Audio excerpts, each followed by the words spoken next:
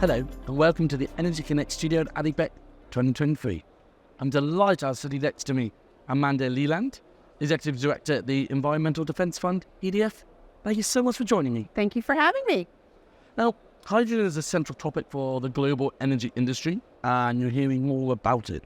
What would you like to say to the industry and to people here at ADIPEC about hydrogen? Yeah, so hydrogen's definitely having its moment, and it's having its moment because it's being viewed as a climate solution. And it's really important in order for that to be true, to be able to demonstrate that it actually is a climate solution. Mm-hmm. I think that's an important point. And is there more investment going in hydrogen? I mean, people are talking about it. And, on that, is the industry jumping ahead of itself? We're not sure it's jumping ahead of itself. There's a ton of investment going in. There's a lot of government subsidy being provided now. There's a lot of investment coming from the private sector. There's a lot of hope in hydrogen, which is a good thing. It's really a good thing. At the same time, we need to be able to demonstrate that it's actually meeting its promise. And that comes down to really three things. Yeah. The first is the fact that hydrogen on its own doesn't necessarily meet the mark, because if it leaks and it goes up into the atmosphere, it's actually quite powerful. It's pound for pound, 37 times more powerful than carbon dioxide in the first 20 years. So it actually can make global warming worse if it leaks at a substantial amount. So we need to ensure that all this infrastructure and the new industry that gets built up in the right way. The second and third pieces of that are recognizing that if it's made with fossil fuels or natural gas, is dealing with issues around methane leakage and ensuring that CCS, carbon capture and storage, actually works. Those three things are going to be make or break for whether this industry finds its viability.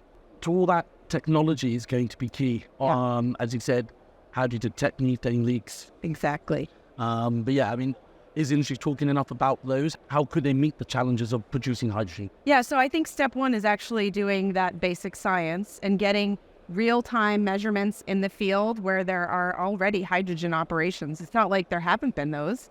It's just now that it's really taken off as a potential climate solution, there's a lot more attention and a lot more money going in to expand that industry. So let's get sensors out in the field and look at how much hydrogen could be leaking so that we know what we're dealing with before it becomes a worse problem later. Collaboration is talked about a lot, but that is going to be key around this on, different region areas going further earlier. How important is that? So I think you're right. Collaboration is going to be key in terms of the technology and the solutions available, in terms of the moving it from production to offtake, how it's made, how it's transported, and what it's used for. There's a whole ecosystem of players that need to come together and really align around what good looks like, so that the industry from day one as it builds up, particularly around green, is meeting the mark. Absolutely, Amanda. And got COP28 around the corner. How could that be looking at what the industry's doing, or on a bigger level, with hydrogen as one part of it, but maybe CCS and other elements fine outside of it? Yeah, so I think the really exciting part, which I'm hoping comes true in COP28, is a real commitment to addressing methane emissions.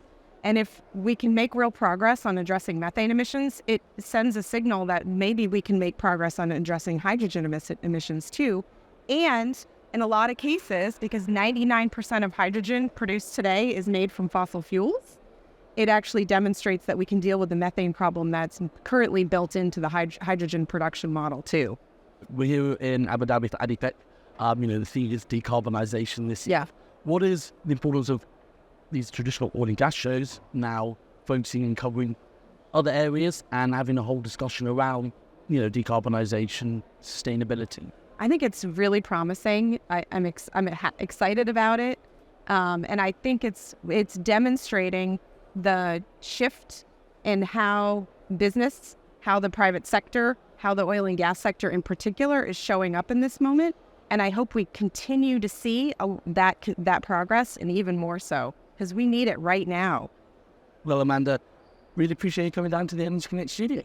Thank you for having me. Thanks everyone for watching, and I look forward to bringing more studio interviews from the show floor in the coming days.